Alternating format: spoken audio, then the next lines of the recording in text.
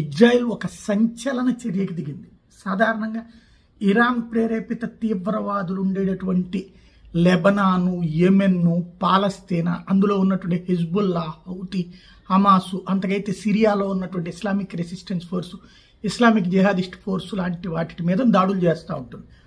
ఆ మధ్యన ఇరాన్ మీద కూడా వెళ్ళి దాడి చేసింది. అయితే అరబ్ దేశాల జోలికి పోదు, అరబ్ దేశాలన్నీ కూడా కలిసి కట్టుకుంటాయి అన్నటువంటి ఉద్దేశంతో. కానీ తాజాగా ఇజ్రాయెల్ ఖతార్ క్యాపిటల్, అంటే ఖతార్ రాజధాని అయినటువంటి దోహా, మన వాళ్ళు కూడా, తెలుగు వాళ్ళు కూడా అనేక మంది అక్కడ ఉద్యోగాలు చేస్తుంటారు ఖతార్లో. ఖతార్ రాజధాని దగ్గరలోనే ఉంటుంటారు, సాఫ్ట్వేర్లు ఇట్లాంటి వాళ్ళు పనిచేసే వాళ్ళు కూడా ఉన్నారు. దోహా మీదన అకస్మాత్తుగా విరుచుకుపడింది. అలాగని చెప్పి మొత్తం ఖతార్కి సంబంధించినటువంటి సెంటర్లను ఏం చేయలేదు, ఖతార్కి సంబంధించిన రాజకీయాలు లేదా ఖతార్కి సంబంధించిన ప్రభుత్వ యాక్టివిటీస్ మీద ఏం దాడి చేయలేదు.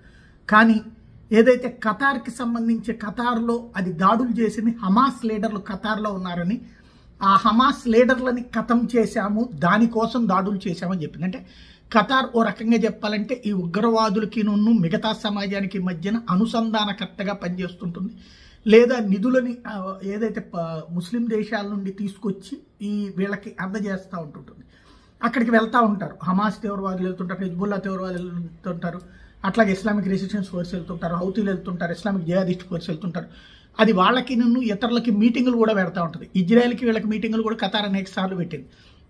ఒక రకంగా చెప్పాలంటే ఖతార్ అంటే పుట్టిల్లు అత్తారింటిలాగా వెళ్ళొచ్చేస్తుంటారు. అట్లాంటి చోట్ల ఒక్కసారిగా దాడికి పాల్పడింది ఇజ్రాయెల్, పెద్ద ఎత్తున విరుచుకుపడింది.